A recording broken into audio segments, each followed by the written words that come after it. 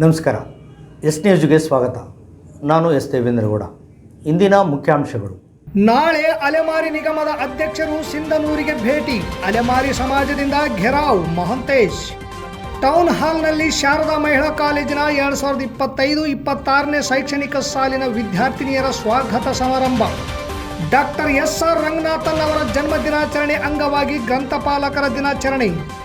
ನೀರಿನಲ್ಲಿ ಕೆಂಗಲ್ ಸರ್ಕಾರಿ ಶಾಲೆ ಮನವಿಗೆ ಕ್ಯಾರೆ ಎನ್ನದ ಗ್ರಾಮ ಪಂಚಾಯಿತಿ. ಸರ್ವೋತ್ತಮ ಸೇವಾ ಪ್ರಶಸ್ತಿಗೆ ಮಂಜುನಾಥ್ ಗುಂಡೂರ್ ಹಾಗೂ ಯಲ್ಲಪ್ಪ ಆಯ್ಕೆ.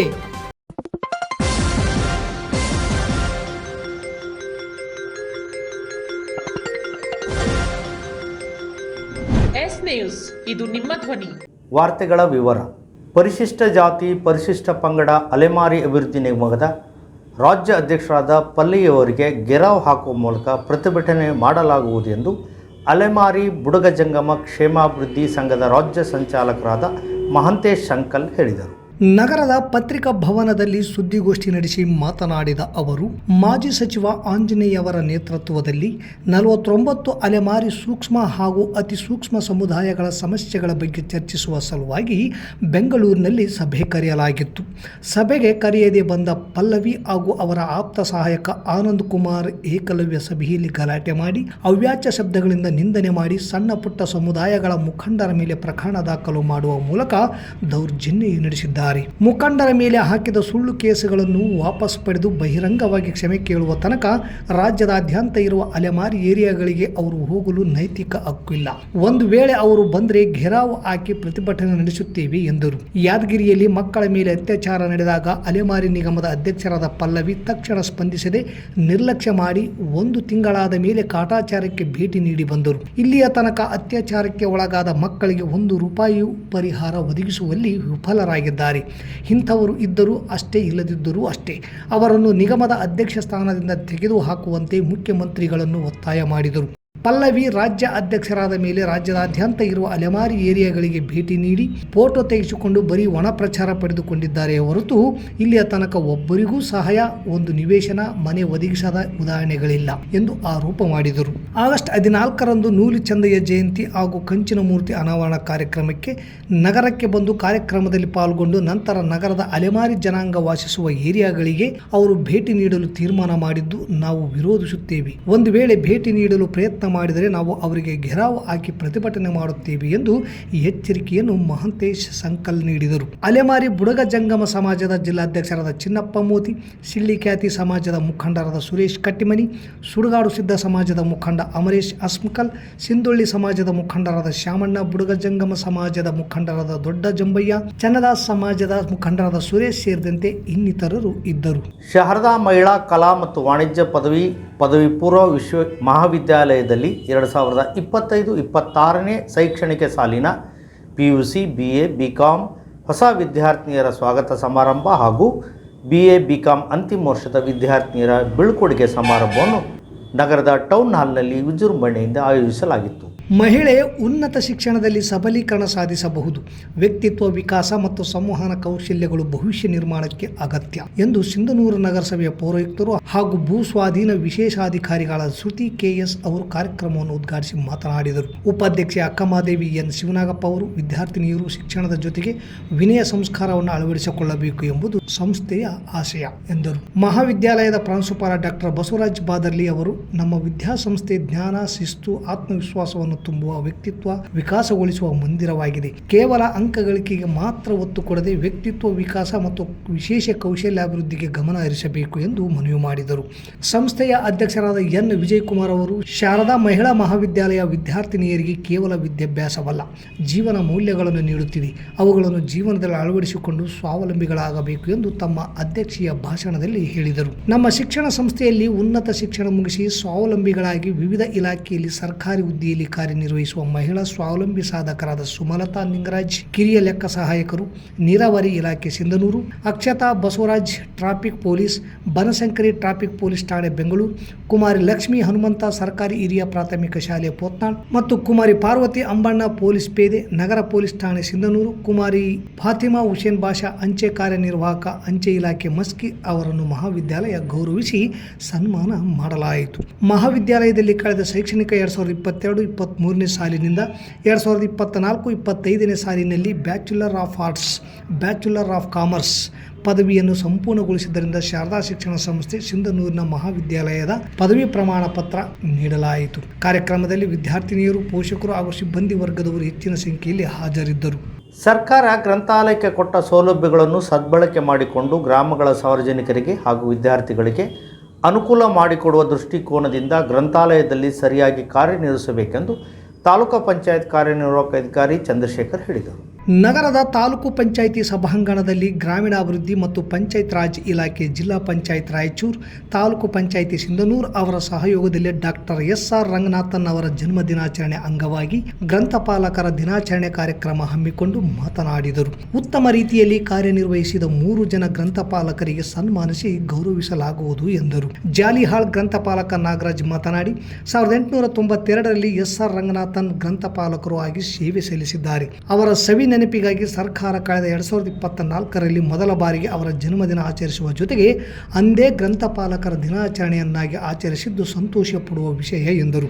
ಸಹಾಯಕ ನಿರ್ದೇಶಕ ಅಮರಗುಂಡಪ್ಪ ಮಾತನಾಡಿ, ರಿಜಿಸ್ಟಾರ್ ಮೇಂಟೈನ್ ಮಾಡಬೇಕು. ಗ್ರಂಥಾಲಯದ ಸಮಯವನ್ನು 9 ರಿಂದ 1 ಗಂಟೆ, ಮಧ್ಯಾಹ್ನ 3 ರಿಂದ 7 ಗಂಟೆಯವರೆಗೆ ಸರಿಯಾಗಿ ನಿರ್ವಹಣೆ ಮಾಡಬೇಕು ಎಂದರು. ಈ ಸಂದರ್ಭದಲ್ಲಿ ಸಿಂಧನೂರು ತಾಲೂಕಿನಲ್ಲಿರುವ ಒಟ್ಟು 30 ಗ್ರಂಥಾಲಯಗಳಿದ್ದು 26 ಗ್ರಂಥಪಾಲಕರು ಈ ಕಾರ್ಯಕ್ರಮದಲ್ಲಿ ಭಾಗವಹಿಸಿ ಜನ್ಮದಿನ ಆಚರಣೆ ಮಾಡಿದರು. ಅದರಲ್ಲಿ ತುಂಬಾ ಶಿಸ್ತು ಮತ್ತು ಅಚ್ಚುಕಟ್ಟಾಗಿ ಕಾರ್ಯನಿರ್ವಹಿಸಿದ ಮತ್ತು ಉತ್ತಮ ಗ್ರಂಥಪಾಲಕರೆಂದು 3 ಜನ ಗ್ರಂಥಪಾಲಕರಾದ ಗೋವಿಂದಪ್ಪ ರೌಡ್ಕುಂದ, ಚನ್ನಬಸವ ಮುಕ್ಕುಂದ, ದುರ್ಗಪ್ಪ ಪಗಡ್ದಿನಿ ಇವರಿಗೆ ಸನ್ಮಾನಿಸಿ ಗೌರವಿಸಲಾಯಿತು. ಈ ವೇಳೆ ಅಜಿಂ ಪ್ರೇಮ್ಜಿ ಫೌಂಡೇಶನ್ ಸಂಯೋಜಕರಾದ ಧನ್ಯಪ್ರಭು, ಯೋಜನೆ ನಿರ್ದೇಶಕ ರಾಜಬಲಿ, ಲಾರೆನ್ಸ್ ಜವಳಗೆರೆ ಸೇರಿದಂತೆ ತಾಲೂಕಿನ ಗ್ರಂಥಪಾಲಕರು ಪಾಲ್ಗೊಂಡಿದ್ದರು. ಏನೇ ಕುಂದುಕೊರತೆಗಳಿದ್ರೆ ಅಥವಾ ಏನಾದರೂ ನೀಡ್ಸ್ ಇದ್ರೆ, ಬೇಸಿಕ್ ನೀಡ್ಸ್ ಇತ್ತಂದ್ರೆ ಅದನ್ನ ನಮ್ಮ ಗಮನಕ್ಕೆ ತಂತಂದ್ರೆ ನಾವು ಅದನ್ನ ಖಂಡಿತವಾಗ್ಲೂ ಪೂರೈಕೆ ಮಾಡಿಕೊಡ್ತೀವಿ. ಮತ್ತೆ ನಾವೇನು ಇಲ್ಲಿವರೆಗೆ ತಮಗೆ ಸೌಲಭ್ಯಗಳನ್ನ ಕೊಟ್ಟಿದ್ದೀವಿ, ಆ ಎಲ್ಲಾ ಸೌಲಭ್ಯಗಳನ್ನ ಸದ್ಬಳಕೆ ಮಾಡಿಕೊಂಡು ನಮ್ಮ ಗ್ರಾಮೀಣ ಭಾಗದ ಜನರಿಗೆ, ಸಾರ್ವಜನಿಕರಿಗೆ, ವಿದ್ಯಾರ್ಥಿಗಳಿಗೆ ಅನುಕೂಲ ಮಾಡಿಕೊಡ್ರಿ ಅಂತೇಳಿ ನಾನು ನಿಮ್ಮಲ್ಲಿ ವಿನಂತಿಯನ್ನು ಮಾಡ್ಕೊಳ್ತೀನಿ. ಮತ್ತು ಇವತ್ತು ಈ ಒಂದು ಗ್ರಂಥಪಾಲಕರ ಒಂದು ದಿನಾಚರಣೆಯ ಪ್ರಯುಕ್ತ ನಾವೇನು ಈ ಅಬ್ಸರ್ವೇಷನ್ ಮಾಡಿದ್ವಿ, ವೀಕ್ಷಣೆಯನ್ನ ಮಾಡಿದ್ವಿ ನಮ್ಮ ಕರ್ತವ್ಯವನ್ನ, ಆ ಬೇಸಿಸ್ ಮೇಲೆ 3 ಜನರಿಗೆ ಇವತ್ತು ನಾವು ಗೌರವ ಸನ್ಮಾನವನ್ನು ಕೂಡ ಆಯೋಜನೆ ಮಾಡಿದ್ವಿ. ಅವರು ಉತ್ತಮ ಕೆಲಸ ಮಾಡ್ತಿದ್ದಾರೆ ಅಂತೇಳಿ. ಇದು ಒಂದು ಇದಷ್ಟೇ, ಅವರಷ್ಟೇ ಯಾಕೆ ಆಯ್ಕೆ ಮಾಡಿದ್ದೀರಿ ಅನ್ನೋದು ಪ್ರಶ್ನೆ ಅಲ್ಲ. ನೀವು ಕೂಡ ಆ ನಿಟ್ಟಿನಲ್ಲಿ ಎಲ್ಲರೂ ಒಂದು ಯಶಸ್ಸಿನ ಮಟ್ಟಕ್ಕೆ ನೀವು ಕೂಡ ಬೆಳೆದು ಬರಲಿ ಅಂತೇಳಿ ಒಂದು ಸ್ಫೂರ್ತಿಗಾಗಿ ನಾವು ಮಾಡ್ತಾ ಇರೋದಷ್ಟೇ. ತಾವೆಲ್ಲರೂ ಕೂಡ ಸ್ಪರ್ಧೆ, ಒಂದು ಹೆಲ್ದಿ ಕಾಂಪಿಟೇಷನ್ ಅನ್ನು ತಮ್ಮಲ್ಲೇ ಬೆಳೆಸ್ಕೊಂಡು ನಮ್ಮೆಲ್ಲ ಸಾರ್ವಜನಿಕರಿಗೆ, ವಿದ್ಯಾರ್ಥಿಗಳಿಗೆ ಅನುಕೂಲ ಮಾಡಿಕೊಡ್ರಿ ಅಂತೇಳಿ ಮತ್ತೊಮ್ಮೆ ತಮ್ಮಲ್ಲಿ ಹೇಳ್ತಾ, ತಾಲೂಕಿನ ಕೆಂಗಲ್ ಸರ್ಕಾರಿ ಪ್ರಾಥಮಿಕ ಶಾಲೆಯ ಮಕ್ಕಳ ಪರಿಸ್ಥಿತಿ ಮಳೆ ಬಂದರೆ ಸಾಕು ನೀರಿನಲ್ಲಿ ಶಾಲಾ ಆವರಣ ಮುಳುಗಿ ಹೋಗಿ ಹಳ್ಳದಂತಾಗಿ ಮಕ್ಕಳು ನೀರಿನಲ್ಲಿ ಈಜಿಕೊಂಡು ಶಾಲೆಗೆ ಹೋಗುವ ದುರ್ಗತಿ ಒದಗಿ ಬಂದಿದೆ. ಮಳೆಯ ನೀರು ಶಾಲೆಯಲ್ಲಿ ನಿಂತು ಇಡೀ ಶಾಲೆಯ ಆವರಣ ನೀರಿನಲ್ಲಿ ಮುಳುಗಿದೆ. ಇದರಿಂದ ಮಕ್ಕಳ ಪಾಠ ಪ್ರವಚನಕ್ಕೆ ತೊಂದರೆಯಾಗಿದೆ ಎಂದು ಗ್ರಾಮಸ್ಥರು ತಮ್ಮ ಅಳಲು ತೋಡಿಕೊಂಡರು. ಮಳೆ ಬಂದರೆ ಇಡೀ ಶಾಲಾ ಆವರಣವು ಸಣ್ಣ ಹಳ್ಳದಂತಾಗುತ್ತದೆ. ಇದರ ಬಗ್ಗೆ ಶಾಲಾ ಶಿಕ್ಷಕರು, ಗ್ರಾಮಸ್ಥರು ಸಮಸ್ಯೆ ಬಗೆಹರಿಸುವಂತೆ ಗ್ರಾಮ ಪಂಚಾಯಿತಿಗೆ ಮನವಿ ಮಾಡಿಕೊಂಡರೂ ಸಹ ಹೊಳೆಯಲ್ಲಿ ಹುಣಸೆ ಹಣ್ಣು ತೊಳೆದಂತಾಗಿದೆ ಎಂದು ಹಮಾಲರ ಸಂಘದ ಜಿಲ್ಲಾ ಅಧ್ಯಕ್ಷ ಯಂಕಪ್ಪ ಕೆಂಗಲ್ ಅವರ ಆರೋಪವಾಗಿದೆ. ಈ ಕುರಿತು ಶಾಲೆಯ ಮುಖ್ಯ ಗುರುಗಳಾದ ರೆಡ್ಡಪ್ಪ ಇವರನ್ನು ಮಾತನಾಡಿಸಿದಾಗ, ಶಾಲೆಗೆ ಕಾಂಪೌಂಡ್, ವಾಲಿಬಾಲ್ ಮೈದಾನ, ಮರಂ ಹಾಕುವಂತೆ ಗ್ರಾಮ ಪಂಚಾಯಿತಿಗೆ ಹಲವಾರು ಸಲ ನಾವು ಮನವಿ ಮಾಡಿಕೊಂಡರೂ ಸಹ ಗ್ರಾಮ ಪಂಚಾಯಿತಿ ಅಧ್ಯಕ್ಷರಾದ ಹುಲಿಗಮ್ಮ, PDO ಸಿದ್ದಮ್ಮ ನಿರ್ಲಕ್ಷ್ಯ ಮಾಡಿದ್ದಾರೆ. ನಾವೇನು ಮಾಡಬೇಕೆಂದು ತಮ್ಮ ಅಸಹಾಯಕತೆಯನ್ನು ಹೊರಹಾಕಿದರು.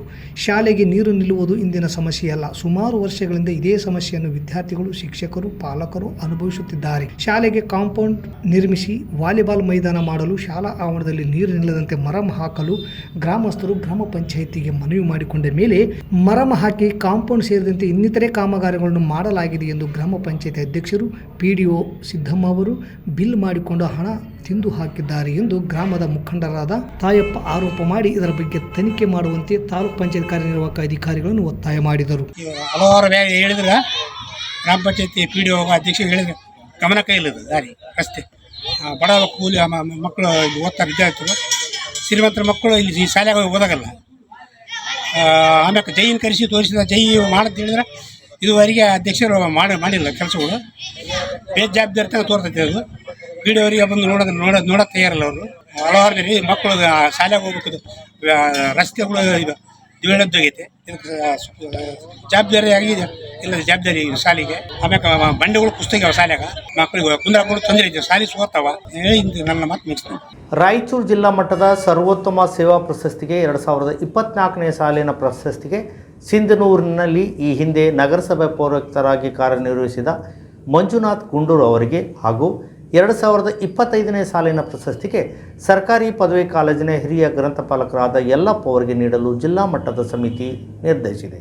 2024ರ ಸಾಲಿನ ಪ್ರಶಸ್ತಿಗೆ 10 ಜನರನ್ನು ಹಾಗೂ 2025ರ ಸಾಲಿನ ಪ್ರಶಸ್ತಿಗೆ 10 ಜನ ನೌಕರರನ್ನು ಆಯ್ಕೆ ಮಾಡಿದೆ. ಈ ಆಯ್ಕೆಯನ್ನು ಜಿಲ್ಲಾ ಸರ್ವೋತ್ತಮ ಸೇವಾ ಪ್ರಶಸ್ತಿ ಮೌಲ್ಯಮಾಪನ ಸಮಿತಿ ಸದಸ್ಯರ ಒಳಗೊಂಡ ಸಮಿತಿ ಆಯ್ಕೆ ಮಾಡಿದೆ. 2024ರ ಸಾಲಿನಲ್ಲಿ ಆಯ್ಕೆಯಾದ ಮಂಜುನಾಥ್ ಗುಂಡೂರು ಅವರು ಸಿಂಧನೂರು ನಗರಸಭೆಯ ಪೌರಾಯುಕ್ತರಾಗಿ ಸೇವೆ ಸಲ್ಲಿಸಿ ಈಗ ಕೊಪ್ಪಳಕ್ಕೆ ವರ್ಗವಾಗಿ ಹೋಗಿದ್ದಾರೆ. ಅವರು ಸಿಂಧನೂರಿನಲ್ಲಿ ನಡೆದ ದಸರಾ ಉತ್ಸವದಲ್ಲಿ ಹೆಚ್ಚು ಆಸಕ್ತಿಯಿಂದ ಭಾಗವಹಿಸುವುದರ ಮೂಲಕ ಯಶಸ್ವಿಗೆ ಕಾರಣಕರ್ತರಲ್ಲಿ ಅವರು ಒಬ್ಬರಾಗಿದ್ದರು. 2025ರ ಸಾಲಿನಲ್ಲಿ ಆಯ್ಕೆಯಾದ ಯಲ್ಲಪ್ಪನವರು ಸರ್ಕಾರಿ ಮಹಾವಿದ್ಯಾಲಯದಲ್ಲಿ ಹಿರಿಯ ಗ್ರಂಥಪಾಲಕರಾಗಿ ಕಾರ್ಯನಿರ್ವಹಿಸುತ್ತಿದ್ದಾರೆ.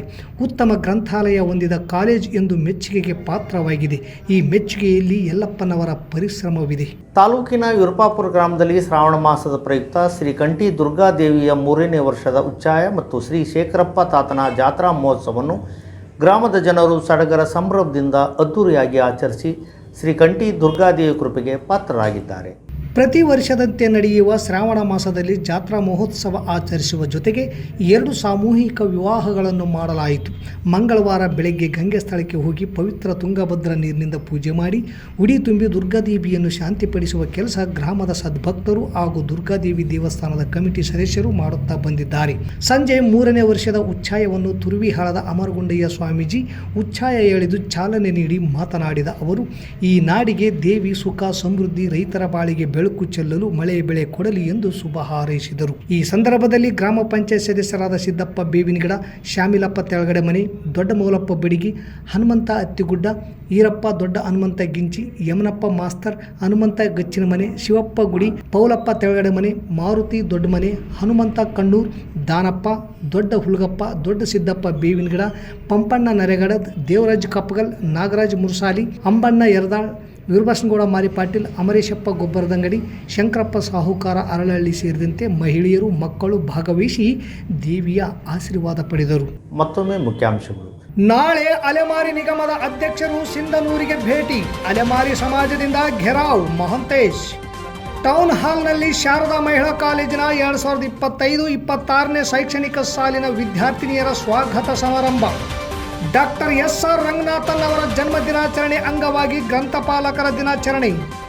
ನೀರಿನಲ್ಲಿ ಕೆಂಗಲ್ ಸರ್ಕಾರಿ ಶಾಲೆ ಮನವಿಗೆ ಕ್ಯಾರೆ ಎನ್ನದ ಗ್ರಾಮ ಪಂಚಾಯಿತಿ. ಸರ್ವೋತ್ತಮ ಸೇವಾ ಪ್ರಶಸ್ತಿಗೆ ಮಂಜುನಾಥ್ ಗುಂಡೂರು ಹಾಗೂ ಯಲ್ಲಪ್ಪ ಆಯ್ಕೆ. ಇಲ್ಲಿಗೆ ವಾರ್ತಾ ಪ್ರಸಾರ ಮುಕ್ತಾಯವಾಯಿತು. ನಿರಂತರ ಸುದ್ದಿಗಾಗಿ ವೀಕ್ಷಿಸಿ ಎಸ್ ನ್ಯೂಸ್. ಇದು ನಿಮ್ಮ ಧ್ವನಿ. ನಮಸ್ಕಾರ. ಕನ್ನಡ ನಾಡಿನ ಇತಿಹಾಸದಲ್ಲಿ ಹೊಯ್ಸಳರು ಶಿಲ್ಪಕಲೆಗೆ ವಿಶಿಷ್ಟ ಕೊಡುಗೆ ನೀಡಿದ್ದಾರೆ. ವಿಷ್ಣುವರ್ಧನ ಅರಸನ ಕಾಲದಲ್ಲಿ ಶಿಲ್ಪಕಲೆಯು ಉತ್ತುಂಗದ ಶಿಖರದಲ್ಲಿತ್ತು. ಆ ಕಾಲಘಟ್ಟದಲ್ಲಿ ಕಲ್ಲಿನಲ್ಲಿ ಕಸೂತಿ ಮಾಡಿ ಕಲ್ಲು ಕರಗಿಸಿ ಹೂ ಮಾಡಿದ ವ್ಯಕ್ತಿ ಶೃಂಗೇರಿ, ಬೇಲೂರು, ಹಳೆಬೀಡು, ಹಂಪಿ, ಐಹೊಳೆ, ಪಟ್ಟದಕಲ್ಲು ಸೇರಿ ಇನ್ನು ಮುಂತಾದ ಪವಿತ್ರವಾದ ಯಾತ್ರಾ ಸ್ಥಳಗಳ ಶಿಲೆಯಲ್ಲಿ ಜೀವಂತ ಕಲೆ ಕಂಡವರೆಂದರೆ ಅಮರ ಶಿಲ್ಪಿ ಜಕಣಾಚಾರಿ. ಅವರ ಸ್ಫೂರ್ತಿಯಿಂದಲೇ ರಾಯಚೂರು ಜಿಲ್ಲೆಯ ಮಸ್ಕಿ ತಾಲೂಕಿನ ಅಂಕುಸದೊಡ್ಡಿ ಗ್ರಾಮದ ಲಕ್ಷ್ಮಣ್ ಈಚನಾಳ್ ಅವರು ವಿಶ್ವ ಮಾನವರಾದ ಜಗಜ್ಯೋತಿ ಬಸವಣ್ಣ, ಸಂವಿಧಾನ ಕರ್ತೃ ಅಂಬೇಡ್ಕರ್, ಸಮಾನತೆಯ ಹರಿಕಾರ ಬಾಬು ಜಗಜ್ಜೀವನ್ ರಾಮ್, ಕ್ರಾಂತಿವೀರ ಸಂಗೊಳ್ಳಿ ರಾಯಣ್ಣ, ಕಿತ್ತೂರು ಚೆನ್ನಮ್ಮ, ಛತ್ರಪತಿ ಶಿವಾಜಿ, ಕನಕದಾಸ, ವಾಲ್ಮೀಕಿ, ಮಹಾತ್ಮ ಗಾಂಧಿ, ಗೌತಮ ಬುದ್ಧ ಹಾಗೂ ಪುನೀತ್ ರಾಜ್ಕುಮಾರ್ ಹೀಗೆ ಒಂದೇ ಎರಡೇ ನೂರಾರು ಕಲಾಕೃತಿಗಳ ಮೂರ್ತಿಗಳನ್ನು ಅತ್ಯುನ್ನತವಾಗಿ ಕಂಚು, ಪಂಚಲೋಹ, ಪಿಒಪಿ, ಸಿಮೆಂಟ್, ಫೈಬರ್ ಹಾಗೂ ಮಣ್ಣಿನಿಂದ ತಯಾರಿಸುವಲ್ಲಿ ಪ್ರಮುಖ ಪಾತ್ರ ವಹಿಸಿದ್ದಾರೆ. ಇವರು ಇದಕ್ಕೂ ಮುಂಚೆ ಬೆಂಗಳೂರು, ಚೆನ್ನೈ, ಕೇರಳ, ತಮಿಳುನಾಡು, ಮಹಾರಾಷ್ಟ್ರಗಳಲ್ಲಿ ಮಹಾತ್ಮರ ಅನೇಕ ಮೂರ್ತಿಗಳನ್ನು ಮಾಡಿ ಅಲ್ಲಿನ ಜನರ ಶ್ಲಾಘನೆಗೆ ಪಾತ್ರರಾಗಿದ್ದಾರೆ. ಜೊತೆಗೆ ಕೆಲವು ಸಿನಿಮಾ ಶೂಟಿಂಗಿಗಾಗಿ ಮಣ್ಣಿನ ಮೂರ್ತಿಗಳನ್ನು ಸಹ ಮಾಡಿಕೊಟ್ಟಿದ್ದು ಉಂಟು. ಹೀಗೆ ಹಲವಾರು ಊರುಗಳನ್ನು ಸುತ್ತಿ ಕೊನೆಗೆ ನಮ್ಮೂರು ನಮಗೆ ಮೇಲು ಅನ್ನುವ ಹಾಗೆ ತಮ್ಮ ಸ್ವಗ್ರಾಮ ಅಂಕುಸದೊಡ್ಡಿ ಗ್ರಾಮಕ್ಕೆ ಬಂದು ಬದುಕನ್ನು ಕಟ್ಟಿಕೊಂಡು ಹತ್ತಾರು ಜನಕ್ಕೆ ಕೆಲಸ ಕೊಟ್ಟು ಆಶ್ರಯದಾತರಾಗಿ ನಿಂತಿದ್ದಾರೆ. ಕಡಿಮೆ ಎಂದರೂ ವರ್ಷಕ್ಕೆ 40ರಿಂದ 50ರಷ್ಟು ಹಲವಾರು ಮಹಾನ್ ಪುರುಷರ ಮೂರ್ತಿಗಳನ್ನು ತಯಾರಿಸಿಕೊಡುತ್ತಿದ್ದೇವೆ. ಬೆಂಗಳೂರು, ಹಾಸನ್, ಮಂಗಳೂರು, ಕೋಲಾರ, ಚಿತ್ರದುರ್ಗ, ತುಮಕೂರು, ಪಿರಿಯಾಪಟ್ಟಣ, ದಾವಣಗೆರೆ, ಕಲಬುರಗಿ, ಬೀದರ್, ರಾಯಚೂರು ಸೇರಿದಂತೆ ರಾಜ್ಯ ಮತ್ತು ದೇಶದಾದ್ಯಂತ ಅನೇಕ ರಾಜ್ಯಗಳಿಗೆ ಇಲ್ಲಿ ತಯಾರಿಸುವ ಮಹಾನ್ ವ್ಯಕ್ತಿಗಳ ಮೂರ್ತಿಗಳನ್ನು ಕೊಂಡೊಯ್ಯುತ್ತಿದ್ದಾರೆ. ಅಷ್ಟು ಬೇಡಿಕೆ ಇದೆ. ಕಾರಣ ಕೆಲಸದಲ್ಲಿ ನೈಪುಣ್ಯತೆ, ಜಾಗರೂಕತೆ, ಸಮಯ ಪರಿಪಾಲನೆ, ಹೇಳಿದ ಹಾಗೆ ಕಲಾಕೃತಿಗಳನ್ನು ರಚಿಸುವುದು ಕುರಿತಾಗಿ ಮುಂತಾದ ಬೇಡಿಕೆಗೆ ಸ್ಪಂದಿಸಿ ಕಾರ್ಯಗತಗೊಳಿಸುವುದಕ್ಕೆ ನಾವು ಸದಾ ಮುಂದು ಅನ್ನುತ್ತಾರೆ ಅಂಕುಶದೊಡ್ಡಿಯ ಕಲಾಕಾರ ಲಕ್ಷ್ಮಣ್ ಹಿಚನಾಳ್. ಉತ್ತಮ ಮೂರ್ತಿಗಳಿಗಾಗಿ ಒಮ್ಮೆ ಭೇಟಿ ಕೊಡಿ ರಾಯಚೂರು ಜಿಲ್ಲೆಯ ಮಸ್ಕಿ ತಾಲೂಕಿನ ಅಂಕುಶದೊಡ್ಡಿ ಗ್ರಾಮದ ಕಾರ್ತಿಕರಾಯ ಹಾರ್ಟ್ಸ್ಗೆ.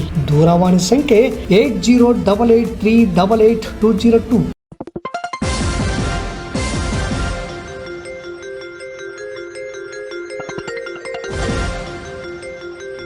ಎಸ್ ನ್ಯೂಸ್, ಇದು ನಿಮ್ಮ ಧ್ವನಿ.